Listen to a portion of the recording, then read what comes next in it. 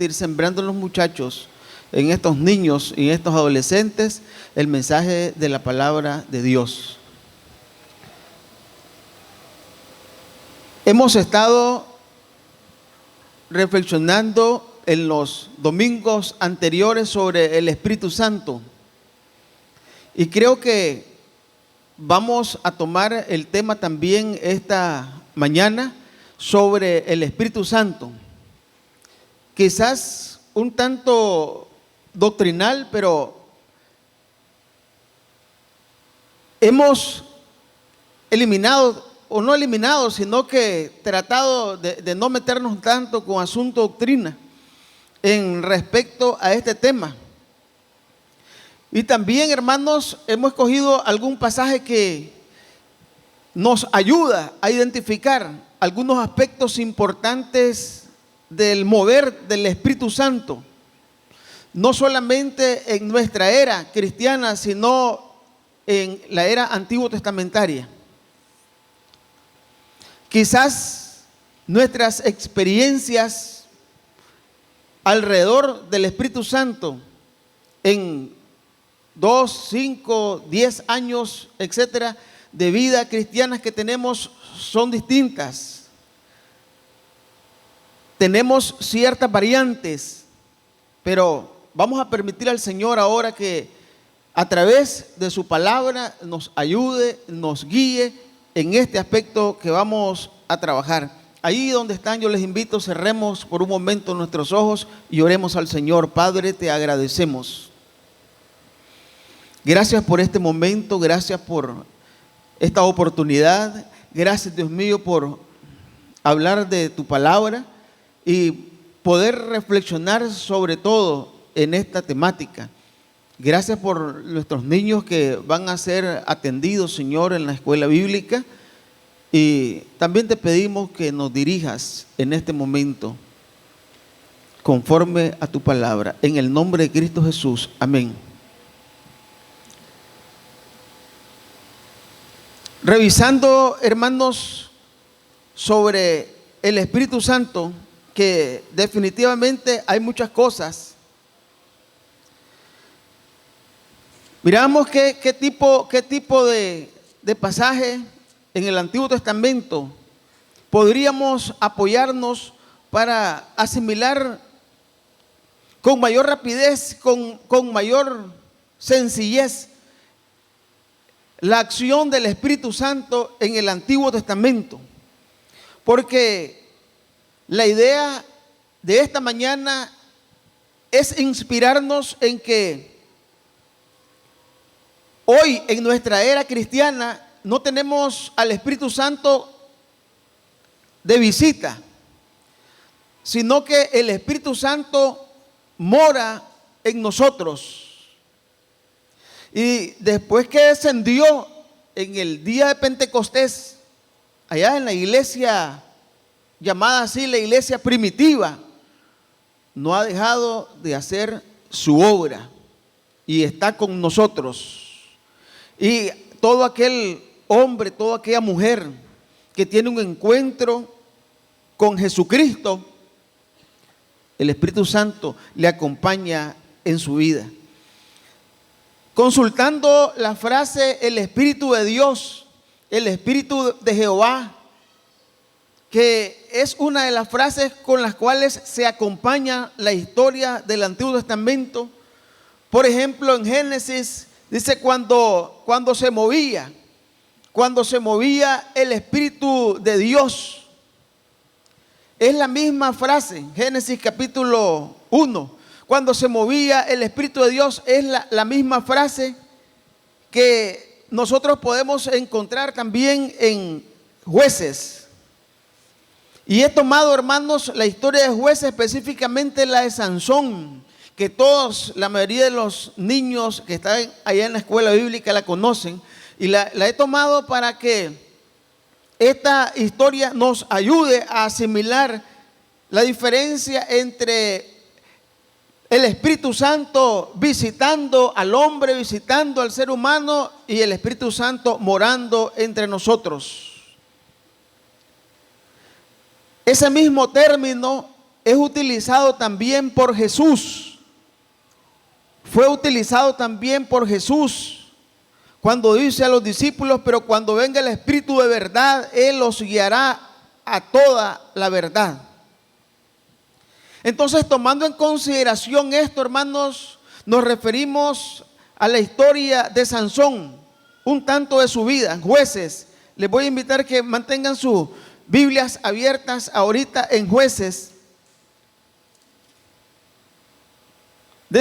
entre el capítulo 13, el capítulo 14, el capítulo 15, ahí vamos a tocar algunos versículos. Nosotros vemos y recordamos la historia de Sansón, un hombre dotado, un juez en el pueblo de Israel. Ya sabemos que después de Josué, el pueblo de Israel pasó una temporada en que no había un guía exactamente, como en el caso de Moisés, como en el caso de Josué, y entonces se levantaron jueces que estuvieron trabajando con el pueblo de Israel, no solamente en el área administrativa, algunos de ellos, sino que también en el área espiritual, algunos de ellos, y otros inclusive dedicados a aportar y apoyar el trabajo, otros dedicados a la guerra, pidiendo la dirección y el control de sus enemigos, y así sucesivamente. Pero Sansón fue uno de estos jueces que estuvo con el pueblo de Israel y había sido seleccionado, había sido separado. Provenía de una mujer, de un vientre específicamente, que inicialmente era estéril, pero Dios trabajó en ese vientre y de ahí sale Sansón. Desde el principio Sansón fue escogido, era nazareo, un hombre que lo separaron específicamente para una determinada función que en el transcurso de la vida nosotros lo encontramos. Este hombre comenzó bajo la promesa de ser nazareo, una promesa de sus padres. No se cortaba el cabello, no bebía vino, no bebía sidra, no podía tocar muertos y así sucesivamente. Y una serie de restricciones que quizás tal vez no aparecen en los escritos completamente, pero sí habían restricciones. Ahí podemos ver entonces que a partir prácticamente del capítulo 14 nos encontramos con que Sansón tenía una fuerza sobrenatural, distinta al resto de los hombres, y esto le ayudaba lógicamente en contra de sus enemigos en algunos momentos específicos, pero en otros momentos, y es lo que le quiero mencionar, el Espíritu bajaba sobre este hombre. Fíjense bien en Jueces capítulo 14 versículo 6.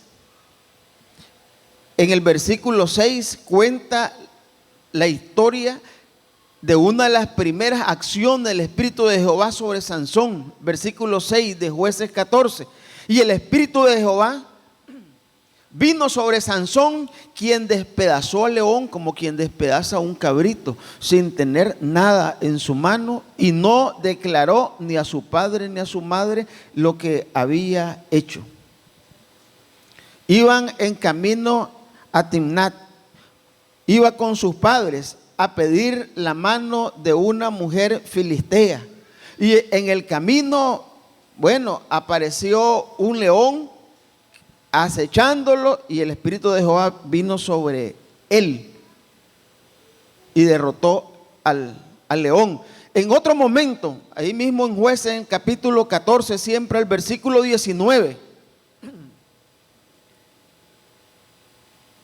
esa mujer filistea a la que iban a visitar, llegó un momento en que la hicieron su mujer, la hizo su mujer más específicamente, y le pidió al padre: Señor, padre, dame a esta mujer, que esta es la mujer que yo quiero.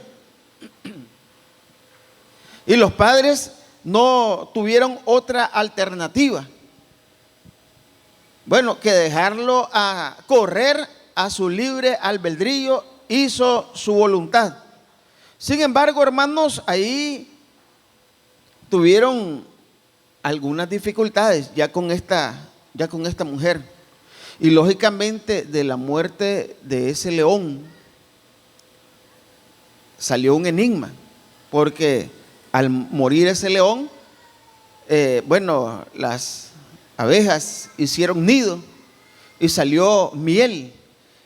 Y luego, hermanos, él presentó un enigma para que los enemigos lo identificaran y se dieran cuenta que era lo que pasaba.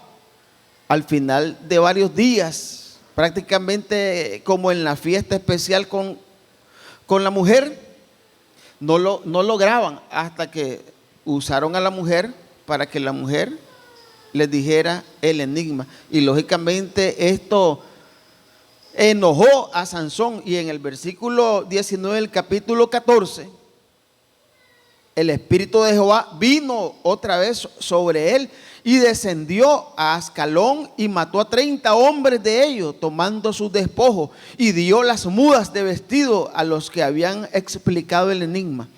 Y encendido en enojo se volvió a la casa de su padre. Lógicamente había no solamente una fiesta, sino que estaba este enigma, y también había una promesa de 30 ropas especiales. Y como la mujer lo traiciona, entonces él insiste y va, mata a 30 hombres y le entrega las prendas al que supuestamente había explicado el enigma. Pero también, hermanos, encontramos en Jueces capítulo 15, el versículo 14, algo parecido. Cuando en busca de Sansón, judíos querían entregarlo a los filisteos, y al salir los filisteos gritaron a su encuentro. Ahí está en el versículo 14 del capítulo 15. Y entonces vino hasta Leí. Los filisteos salieron gritando a su encuentro, pero el Espíritu de Jehová vino sobre él, y las cuerdas que estaban en sus brazos se volvieron como lino quemado con fuego, y las ataduras se cayeron de sus manos. ¿Y qué sucedió? Con una quijada de asno mató a 1000 hombres. Estas son algunas de las referencias de la llegada del Espíritu de Dios hacia Sansón.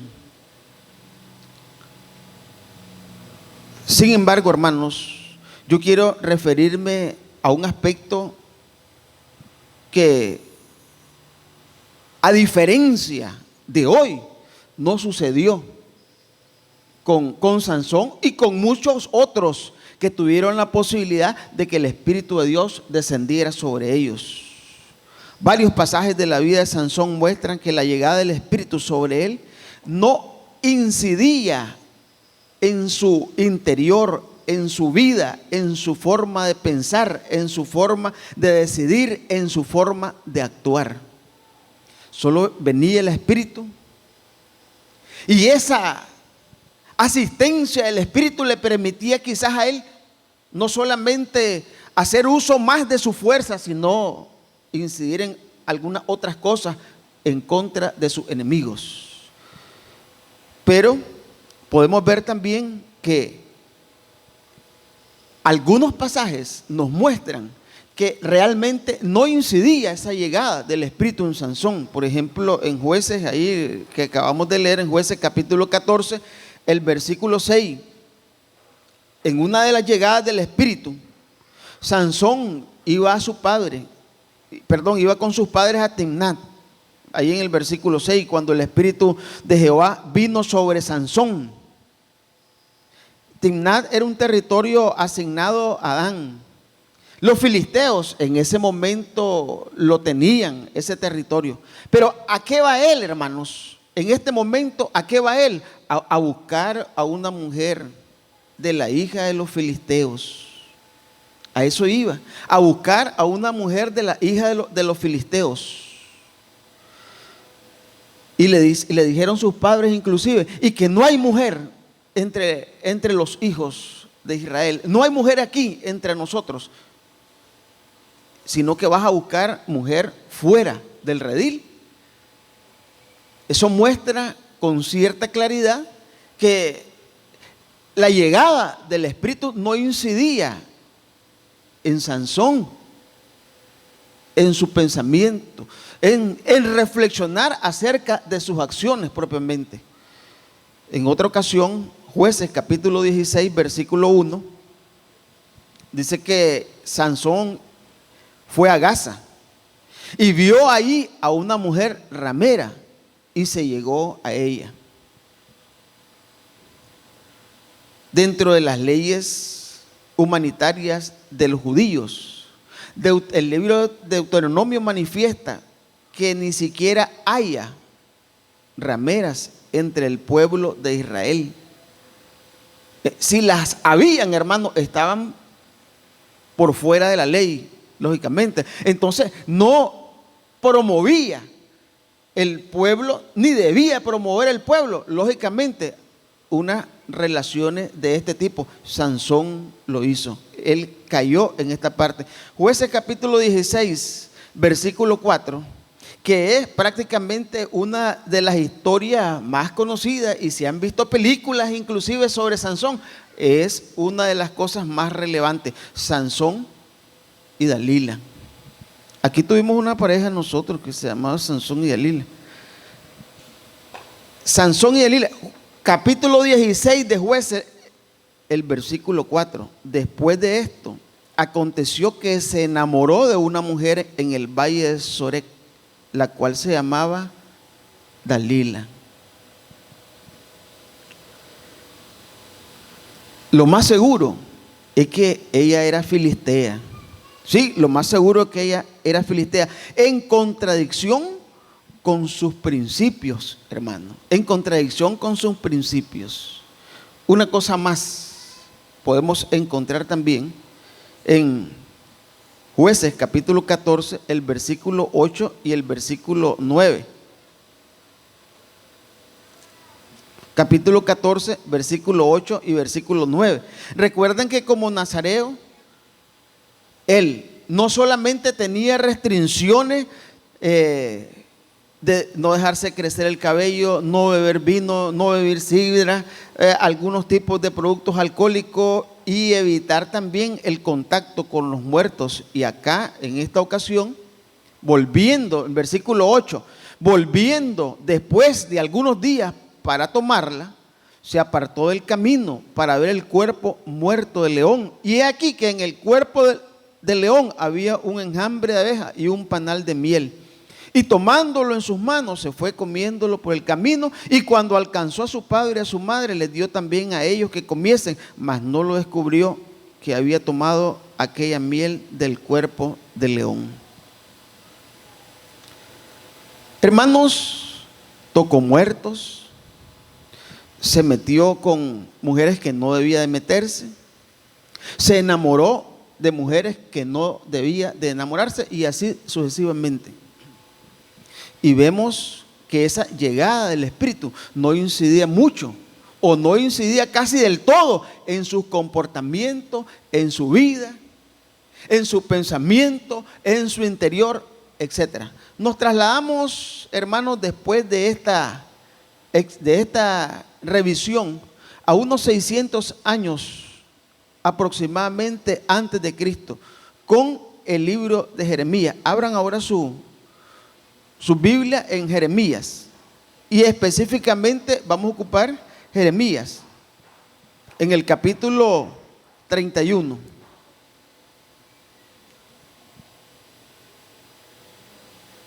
Jeremías capítulo 31. Jeremías fue un profeta que vivió en constante tensión con las autoridades religiosas, con los profetas inclusive, con los sacerdotes, con los políticos, incluyendo los líderes religiosos, después de la invasión babilónica. Él confió en la promesa de un maravilloso rey futuro. Él tenía la esperanza, y tenía también no solamente la esperanza, sino una palabra profética sobre el rey futuro. Y en el libro hay aspectos que animan a buscar la voluntad de Dios en momentos cuando existe descrédito en las instituciones, en los representantes religiosos, que normalmente estaban a cargo de organizar, de dirigir, de administrar la voluntad divina. Entonces, Jeremías se movió en un tiempo difícil, religiosamente difícil. Sin embargo, tiene unas profecías muy buenas con respecto a esto del nuevo pacto. Y con respecto a esto también del Espíritu. Con respecto a esto del Espíritu y con respecto a aquello de escribir la ley de Dios, no en las tablas, sino que en los corazones de los seres humanos, de los hombres. ¿Saben qué, hermano? Fíjense que este era el ideal. Aún desde el Antiguo Testamento, este era el ideal. No, el ideal no era que el Espíritu viniera sobre alguien, viniera sobre un hombre, viniera sobre una mujer, tomara algo especial y luego se fuera. No, fíjense que si podemos encontrar ahí Deuteronomio 10:16, Deuteronomio 10:16, voy a leerlo, si lo encontramos por ahí también en la pantalla, dice: circuncidad pues el prepucio de vuestro corazón y no endurezcáis más vuestra cerviz. Y en el mismo Deuteronomio, en el capítulo 30, en el versículo 6, dice también, 36, y circuncidará Jehová tu Dios tu corazón y el corazón de tu descendencia, para que ames a Jehová tu Dios con todo tu corazón y con toda tu alma, a fin de que vivas. El pueblo de Israel tenía la ley y el principio de circuncidar a los hijos varones al 8º día. Pero más que eso, Dios quería, desde el principio, Dios quería circuncidar el corazón del hombre, y que su ley, hermanos, estuviera escrita en sus corazones. Pero hasta el momento no había nada de eso. Y Jeremías fue uno de esos profetas que anunció, que dijo: eso se va a cumplir en un momento, en un tiempo oportuno. ¿Cuándo podemos ver eso, hermanos? ¿Cuándo podemos ver eso? Para no irme tan largo, ¿sabe? Hubieron varios profetas que siguieron hablando del Espíritu Santo. Hubieron varios profetas que siguieron hablando del Espíritu. Hubieron varios profetas que hablaron fuertemente, ampliamente sobre esto. Pero para no tardarnos tanto, nos vamos entonces a la experiencia propiamente de Jesús. De Jesús. Y abran su Biblia en Juan, capítulo 14. Ahí en Juan capítulo 14, el Evangelio de Juan, el capítulo 14, Jesús comienza a hablar con los discípulos y habla casualmente también sobre el Espíritu. Y habla sobre este consolador, y habla sobre este ayudador. Y dice: yo me voy, pero dejaré un consolador. Y si no me voy, entonces el consolador no vendrá a ustedes.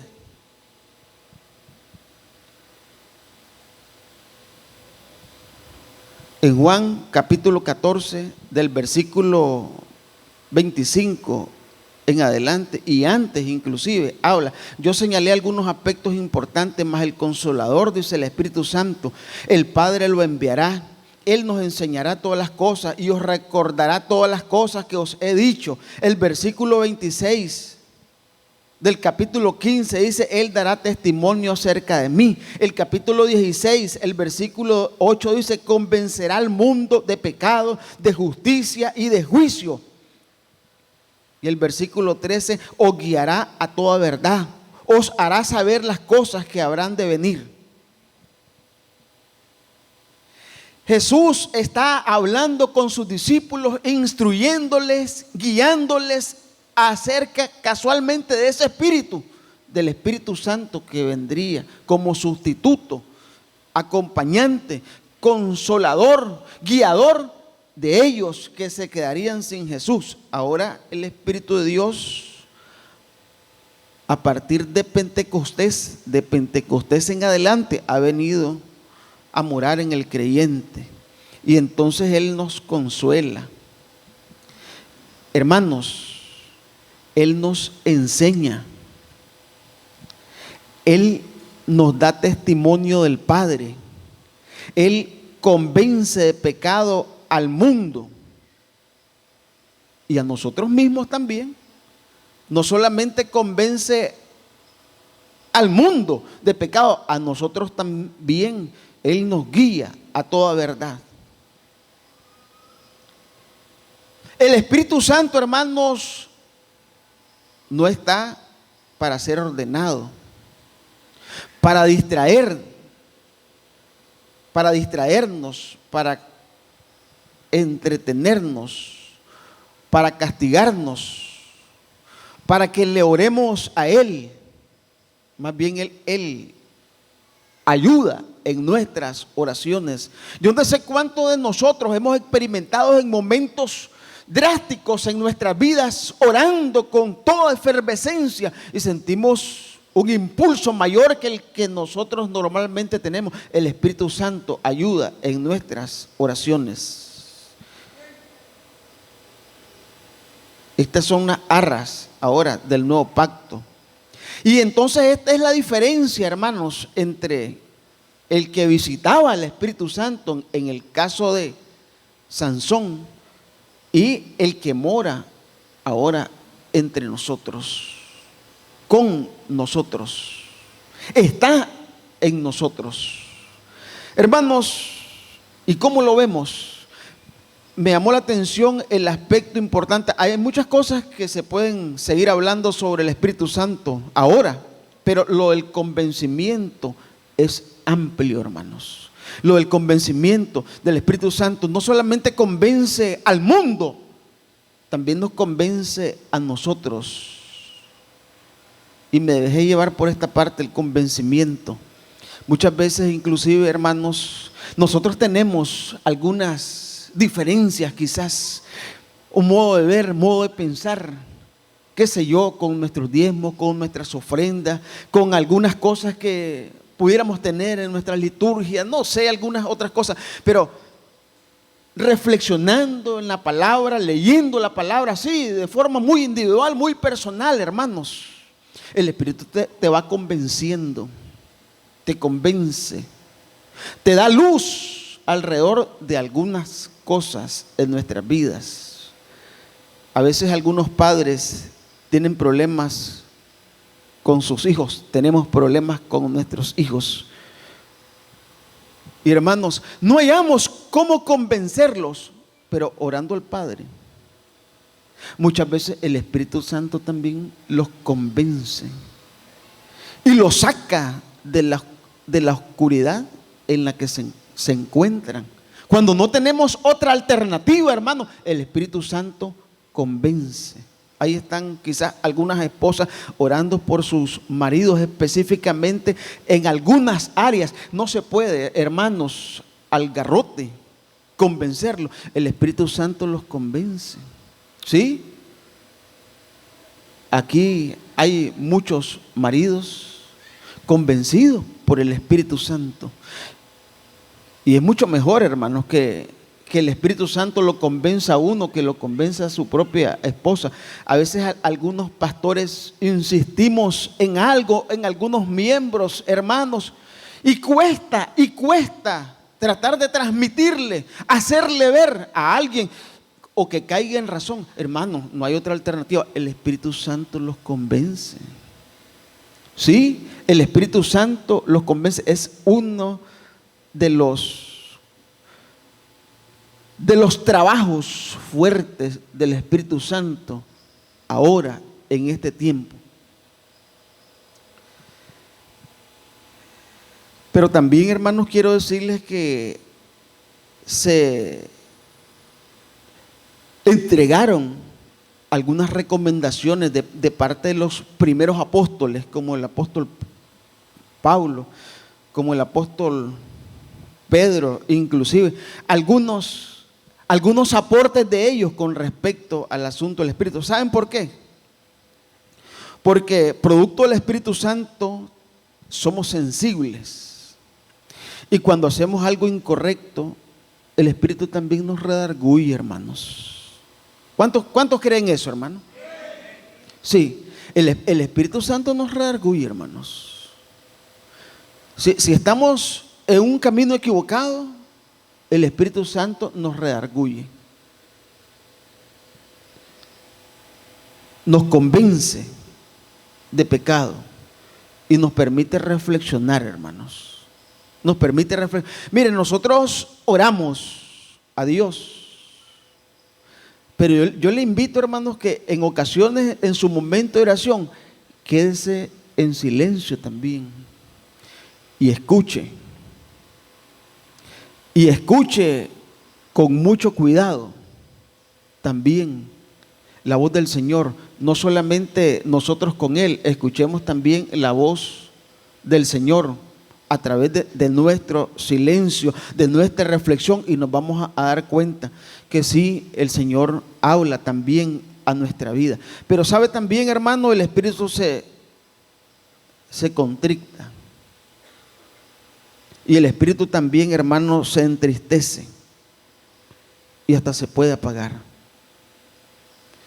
Algunas citas bíblicas las encontramos en cartas de Pablo, como por ejemplo Efesios capítulo 4, versículo 30, una recomendación grande dice: no contristéis al Espíritu Santo de Dios, con el cual fuisteis sellados para el día de la redención. Efesios capítulo 5, versículo 19 dice: no apaguéis al Espíritu. No apaguéis al Espíritu. Y algunos, hermanos, nos imaginamos solamente que tiene que ver con eso de andar como antorcha. Andar como antorcha, hirviendo.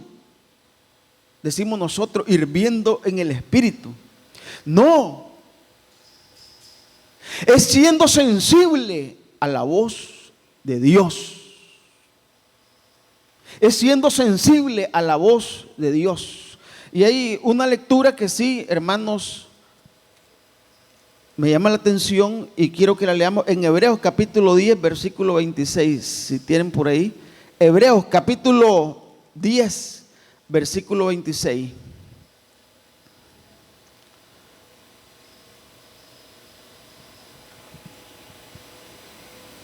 Es una advertencia al que peca deliberadamente, como que si no tuviera el Espíritu. Porque si pecáremos voluntariamente después de haber recibido el conocimiento de la verdad, ya no queda más sacrificio por los pecados, sino una horrenda expectación de juicio y de hervor de fuego que ha de devorar a los adversarios. El que viola la ley de Moisés por el testimonio de 2 o 3 testigos muere irremisiblemente. Eso era el Antiguo Testamento.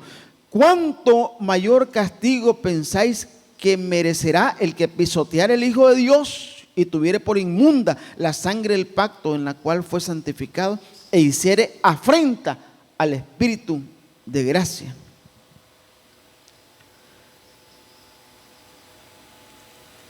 Podemos también pecar deliberadamente muchas veces y apenas, hermanos, apenas sentir que el Espíritu nos redarguye. ¿Saben qué está sucediendo, hermanos? ¿Saben qué está sucediendo? El Espíritu lo hemos venido contristando. El Espíritu lo hemos venido apagando. Y casi ya no escuchamos su voz. Casi no escuchamos su voz. Y recuerden que el Espíritu, según Pablo en la carta a los Corintios, capítulo 1, versículo 22, dice: el cual también nos ha sellado y nos ha dado las arras del Espíritu en nuestros corazones. Tenemos entonces el Espíritu Santo que nos guía. Hay que escucharle. Y si ya no escuchamos su voz, repito, es porque casi seguro, hermano, lo hemos contristado al Espíritu. Lo hemos apagado. ¿Con qué se me vino a la mente? Puedo comparar esta parte. Algunos, quizás no de nosotros, pero quizás de nuestros familiares, hemos tenido la oportunidad de ver cómo se le deteriora algún miembro de su cuerpo, mayormente las piernas. Hermanos, algunos comienzan en uno de los dedos, aquello oscuro, quizás producto del azúcar. Y luego, hermanos, no sienten nada. Le hincan, le golpean, le pueden pellizcar y no sienten nada. ¿Qué pasa con esa parte del cuerpo? Dice el médico: hay que amputarla. Hay que amputarla porque una de dos: o te amputan o todo el cuerpo se pudre y se deteriora y se muere. Y eso es rápido, hermano. Eso es urgente. Cuando no estamos siendo sensibles a la voz del Espíritu, es porque lo hemos contristado. Sí. Y sabe que los corazones también se endurecen, hermanos. Los corazones se endurecen. Y cuando los corazones se endurecen, el espíritu, hermanos, está casi como muerto en nuestras vidas. No es la idea. El Espíritu de Dios está con nosotros, entre nosotros, hermanos, para alentarnos, para ayudarnos, para guiarnos, para apoyarnos en nuestras oraciones, para consolarnos y para escuchar su voz también de dirección.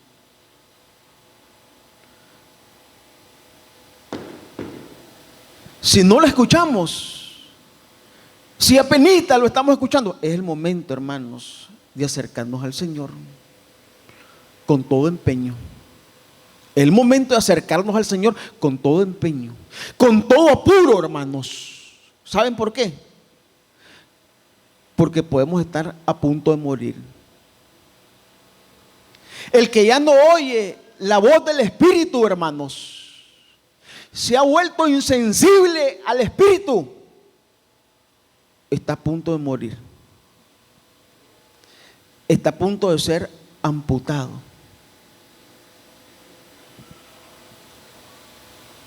No le podemos reclamar nada a la experiencia de la vida de Sansón, porque el Espíritu, miren, solo llegaba por un momento y se iba. Llegaba por un momento y se iba. Pero nosotros tenemos el Espíritu en nuestras vidas. Sí. Y si dejamos que se apague, hermanos, si dejamos que se apague, si lo contristamos con nuestras vidas, con nuestras acciones, con nuestras actitudes, con nuestros descuidos, téngalo por seguro, hermanos, que se apagará completamente. Y cuando ya no seamos sensibles al Espíritu, cualquier cosa puede suceder en nuestras vidas. Cualquier cosa puede suceder en nuestras vidas. Es el momento de de reflexionar, de pensar y darnos cuenta que el Espíritu Santo tiene una función importante y principal en nuestras vidas. Sí. Y a través de esa guía, a través de esa fuerza, a través de esa inspiración, hacemos muchas cosas en la obra de Dios, como las hizo Pablo, como las hizo Pedro, como la hicieron los apóstoles, como decía nuestro hermano santo, como lo hicieron los padres de la iglesia, y así sucesivamente. Pongámonos en pie, hermanos. Damos gracias al Señor por este momento. Y si en algo tenemos que reflexionar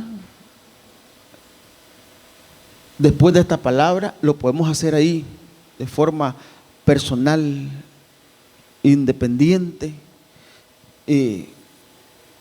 Orémosle al Señor. Padre nuestro, agradecemos en este momento, Señor, tu presencia, Dios mío. Gracias por el Espíritu Santo que nos guía, que nos ilumina, que nos dirige a toda verdad, que nos impulsa, que nos consuela, que nos vuelve sensibles, Señor. Padre, ayúdanos, Señor, a no contrictarlo. Ayúdanos, Señor, a no apagarlo. Ayúdanos, Señor, para que el Espíritu Santo en nuestras vidas, Señor, esté activo y podamos sentir, Señor, y podamos escuchar tu voz y podemos estar dispuestos, Señor, para el servicio de tu obra, dispuesto a amar, Señor, dispuesto, Señor,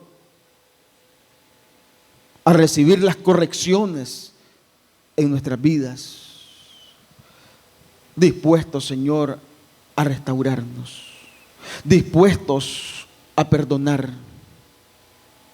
dispuestos a hacer tu obra mientras estemos aquí en la tierra. Gracias, Padre, porque ahora ya no es una visita. Ahora, Señor, el Espíritu mora en nosotros.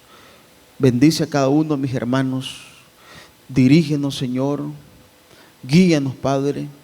Siempre toma el control de nuestras vidas, Señor, y que podamos aprender cada día de tu palabra. Por tu Hijo amado, te agradecemos. Amén.